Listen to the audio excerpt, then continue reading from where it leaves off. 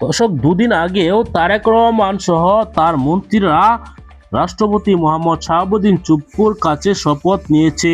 এখন সেই রাষ্ট্রপতিকে যদি সরানো হয় তাহলে কি অবৈধ হয়ে যাবে তারেক রহমানের সরকার, এমনকি তাদের মন্ত্রিসভা? দর্শক, এ নিয়ে প্রশ্ন উঠেছে। এমনকি তারেক রহমান জুলাই সনদে তারা সংস্কারের শপথ না করার পর কিন্তু আরো আলোচনার জন্ম দিয়েছে। তাহলে কি তারা জুলাই সনদ মানছে না? যদি জুলাই সনদ না মানে তাহলে তারা নির্বাচন যে করেছে সেই নির্বাচনটি অবৈধ, এরকমই কিন্তু তথ্য সামনে আসছে। ইতিমধ্যে রাষ্ট্রপতি মোহাম্মদ শাহাবুদ্দিন চুপ্পুর মেয়াদ শেষ হওয়ার আগেই নতুন রাষ্ট্রপতির কথা বলছে তারেক রহমান।